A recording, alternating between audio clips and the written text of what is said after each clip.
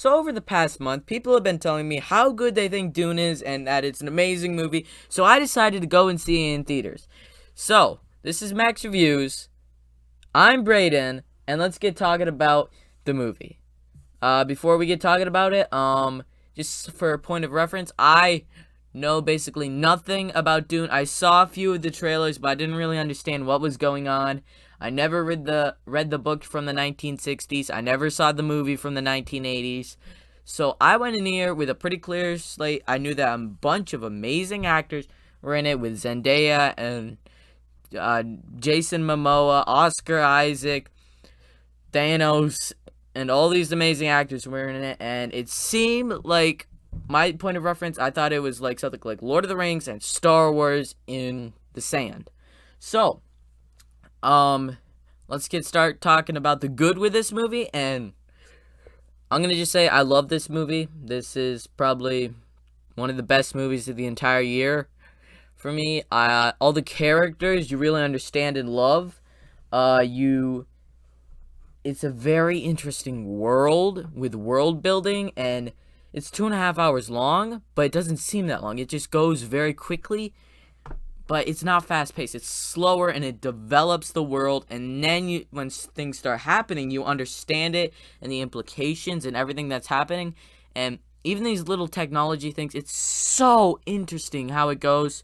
And coming not exactly full circle, because it is Dune Part 1. So it builds everything out. It builds out the world. It introduces the characters, then things happen to them.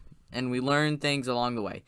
The characters, the main character, he is a really good character. You understand him and what he's thinking, and just being introduced to him having these powers as having the voice and having to figure that all out, and that he has visions, and it's very interesting. And his mother, what's going on with her, and then his dad as the leader, and his grandfather being dead because of the bull, and all these references back to that.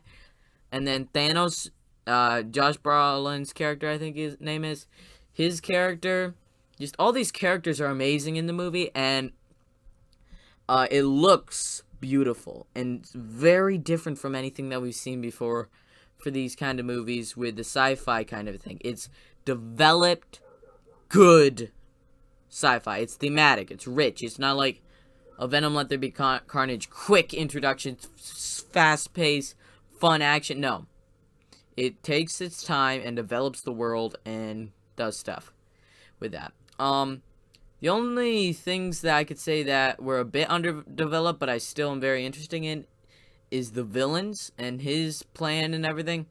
And we haven't been introduced to the Emperor yet, and all these little things that could be in part 2. And when I was like a week before I went to see this movie in theaters, they didn't say that they were coming out with a sequel, so I was concerned because it's part 1 I had heard, so I was concerned that I was gonna watch this movie and I'd be like, oh, that was an amazing movie, what's next? And then they never made a sequel like all these movies, Percy Jackson to Aragon and Artemis Fowl, and just be one of those bad movies.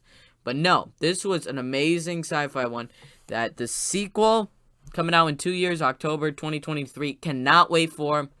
The world is amazing. The worms, just the spice manufacturers, the suits, the technology, everything you feel into this world, this grounded world, and the races of people, and the places where they live, and all this information. It's very interesting. The action, when it comes to that, I think the action is quite good.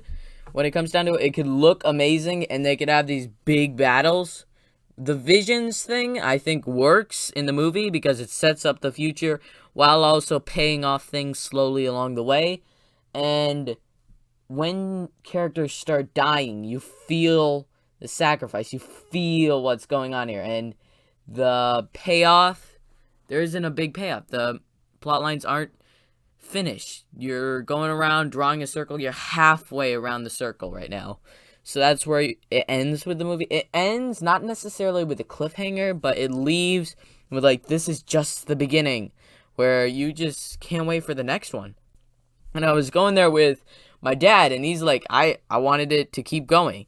And I could agree that it might have been nicer at this particular time to have like the second one and just mush them up into one movie. Like, I think that's what they did with the 1980s version, and just have it as one like 4-hour movie.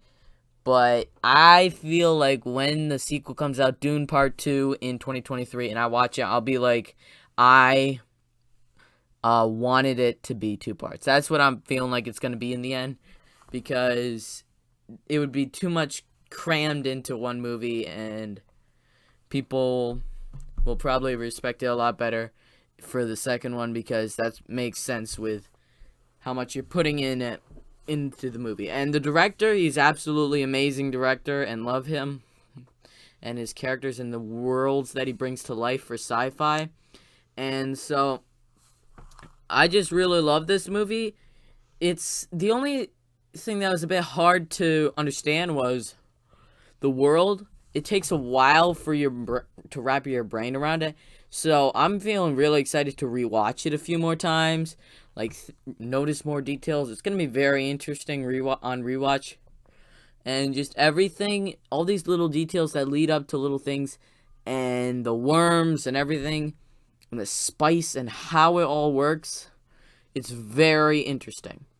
Now I'm gonna try a different medium thing. It's going to be the mixed aspects that I have about this film, and for that, these are just medium. They're not good or bad. They're just things that you should know, and that, as I said before, it's only part 1, so that might be frustrating for a bunch of people like my dad that just wanted it to be a very long movie and just pay off everything. But I feel like that was the right choice. Another thing, they have plot lines that don't end in the film, so you have this thing going up with the boy is supposed to be like this chosen one, is going to fight with people, and you see visions of that, and they even have it in the trailers, and then it doesn't happen in the movie. It's just a vision, and it's supposed to happen in the next movie or something. So that's very interesting to me, and where they end with stuff, I think it makes sense. And so that's about it.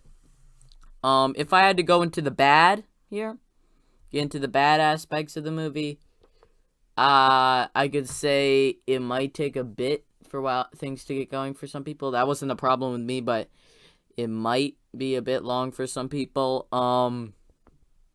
Some things are hard to follow sometimes, and you need to rewatch it, I think, or like think about it a very long time for everything to connect, which is a good thing, but also when you just watch it in the theater, like, huh, what was that? What is going on here?